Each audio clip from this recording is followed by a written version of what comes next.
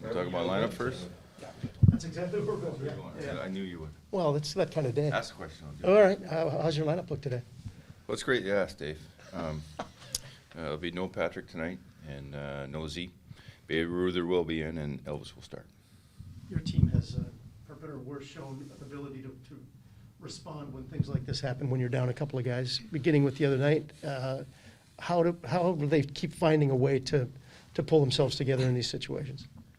Well, we've done a lot this year Yeah. of just different times, different adversity, different things. Last night, our last game, Scory, was another one of those examples where, Patrick was a game-time decision, and then we lose Z right away. So guys had to play more minutes, step up, and that game, I think we had some good minutes, just made some big mistakes, and it cost us on those. So we get within a shot, but just couldn't get it there. We've spoken about opportunity all season long. And again, for better or worse, this gives guys opportunities to show their games. Sometimes we're forced into it, right? And we're at that time of year now with guys that have been hurt, some real key guys, and now there's real key minutes. So, again, we've talked about the importance of every game, what it's supposed to look like for guys and how we need to play and play with a purpose and make sure that we're going to finish this thing out right. So they all want to play more, so they're going to get that opportunity. A lot of guys will. Right, how much does the time of season and your place in the standings impact how you handle Line A or Werenski? Would they be playing if this were a playoff push, or is this just extra precaution? Yeah, well, they're day-to-day, so they both want to play and would like to play, and just right now they can't. And so it's not a matter of we're not holding guys out but we're going to be smart with this too. We're, and make sure that we get this right. So, as far as those situations and when guys get banged up, we deal with them accordingly. Can you say what Werenski's injury is? Is there any upper body? Yeah, he got clipped there on the jaw, and I think he's doing real well, knock on wood, but again, let's be smart with it.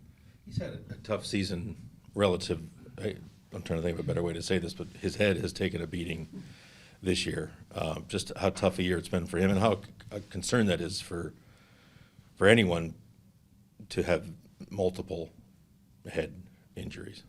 Well, they've all been different, right? I mean, and for me, you don't want any of your players taking shots, head shots, shoulder shots, whatever. So, we're just dealing with this like we would anything else, and he's a key guy. I'm not blown by that, but we just got to make sure that, health is priority for all our guys, and we want to make sure we take care of everybody. Elvis goes back in tonight. Elvis back in, yes. See Kent Johnson pressing for that first point. Does that weigh on a guy who's used to producing if he's a few games in and hasn't tasted that yet?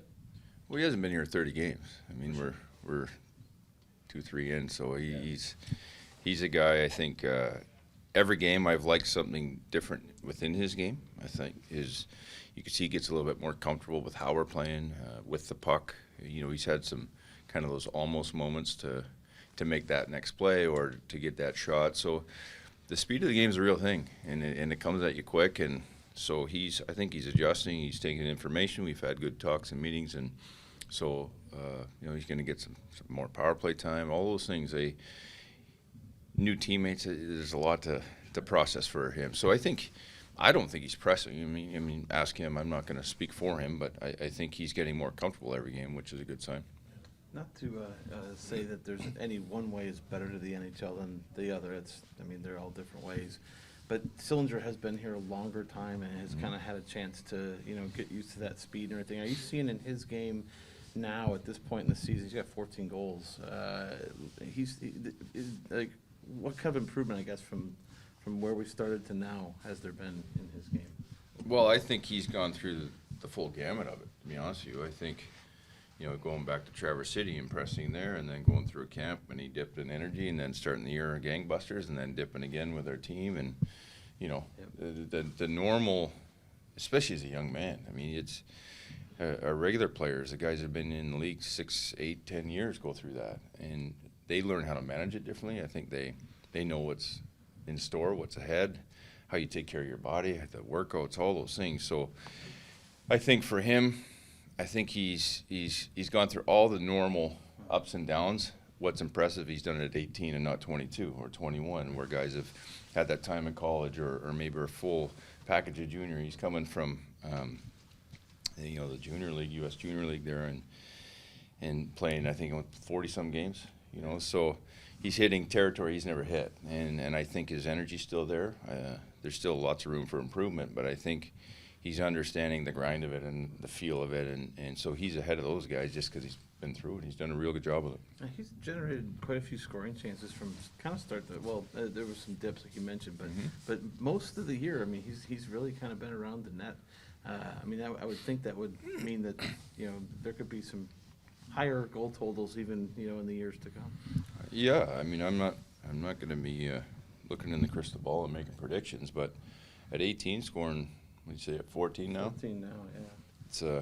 That's a pretty solid year. I think a lot of guys would take that at 22, let alone 18. So we've talked a lot about his maturity, and I think you give him another summer of training and really preparing now for an NHL schedule, understanding what the expectations are from the coaches. He knows his teammates now, familiarity, familiar with the league. That's only going to serve him well going in. And what I've always liked about is his mindset.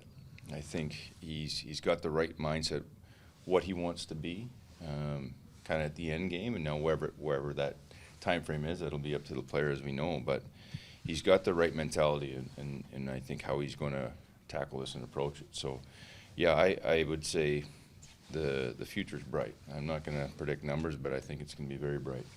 Is there any update on Chinikov? Doing better. Yeah, doing better. Once I get back there, we'll have all that. But that's about it, yeah.